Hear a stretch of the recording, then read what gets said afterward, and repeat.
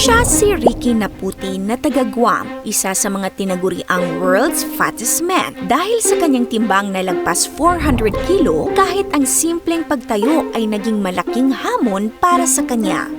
Take your time. You're just barely on.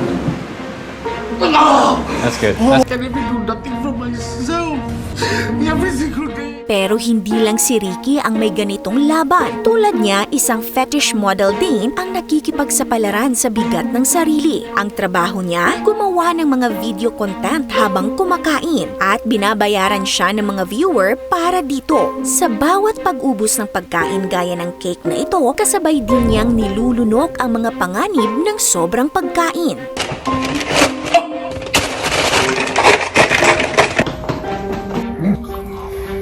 Hindi rin nalalayo ang kwento ng overweight couple na ito. Para kina Lee at Rena, team effort ang kahit simpleng gawain. Ang bonding moment na ito na sanay healthy activity ay nagiging tukso palalo. Dahil ang bawat cart na napupuno ng pagkain ay lalong nagpapatakam sa kanila. Sa videong ito naman, tila instant transformation ang pagpayat ni ate.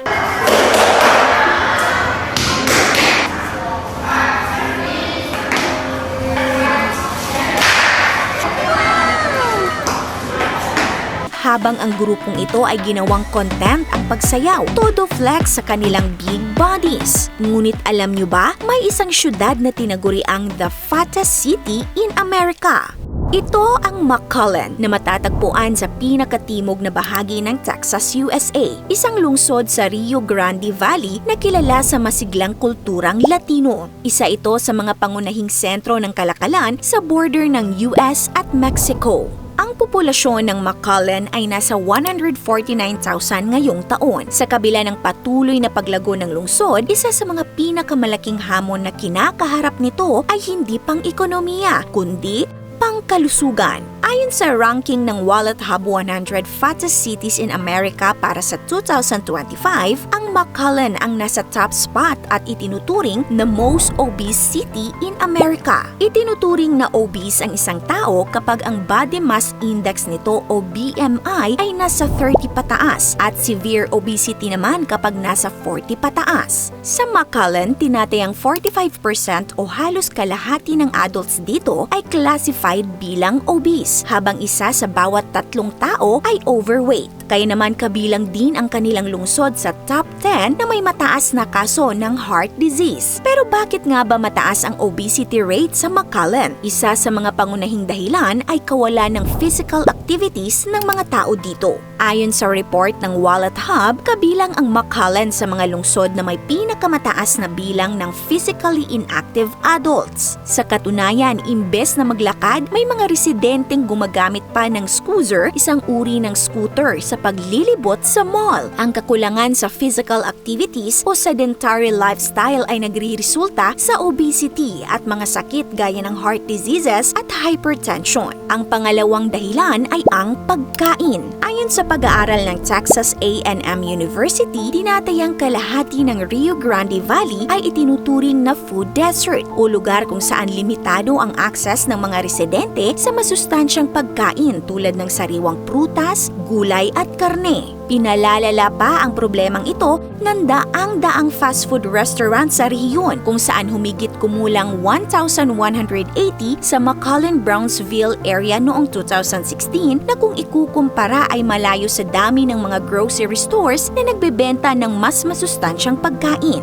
Sa isang video na inilabas ng YouTube channel na Yes Theory, sinasabing isa pa sa dahilan ng mataas na kaso ng obesity sa McAllen ay dahil sa mataas na poverty rate. Ayon sa kanilang na-interview, ang fast food ang pinakamurang paraan upang mapawi ang gutom ng maraming residente. Kaya naman ang unhealthy fast food ang nagiging karaniwang pagpipilian sa kanilang pang-araw-araw na pagkain. Pero ano ang basihan nila kung bakit pinangalan ng most obese city ang McAllen sa buong US? Sinuri ng Wallet Hub ang 100 most populated US metro areas gamit ang 19 metrics batay sa 3 aspetong ito. Una, obesity obesity at overweight o bilang ng mga obese o overweight na bata at matatanda at ang projected rate sa 2030. Pangalawa ay ang health consequences o mga kaso ng mataas na kolesterol, diabetes at high blood pressure sa lungsod.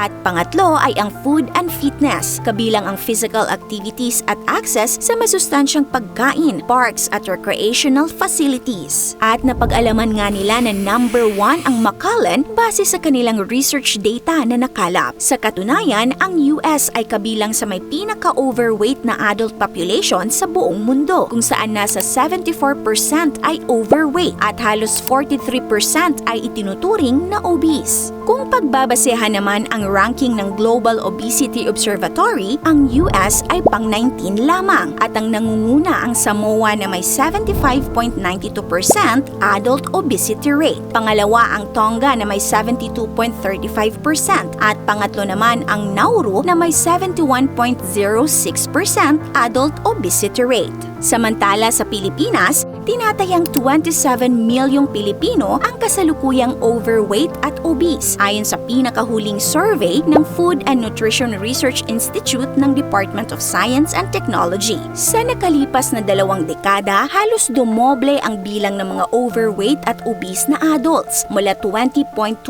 noong 1998 hanggang 36.6% noong 2019. Ipinapakita ng mga nabanggit na data ang patuloy na pagtaas ng kaso ng obesity sa iba't ibang panig ng mundo. Isang nakakabahalang problema na maaaring magdulot ng mga sakit tulad ng high blood pressure, heart disease at type 2 diabetes. Bukod dito, mas mataas din ang posibilidad ng pagkakaroon ng stroke, cancer at premature death. Ikaw ka-awesome, ayaw mo bang tumaba ng sobra? Kung oo, mag-comment ng yes. Alam mo ba, nasa 10 million katao ang namamatay bawat taon dahil sa high blood pressure. Ang nakakatakot dito, ito ay silent killer. Madalas ay walang sign o sintomas. Hanggang sa isang araw ay bigla na lang aatakihin sa puso o kaya ay ma-stroke. Kaya napaka-importante ang regular monitoring ng iyong blood pressure upang maagapan ito agad hanggat maaga pa. Ang isa sa pinagkakatiwalaang brand pagdating sa BP monitor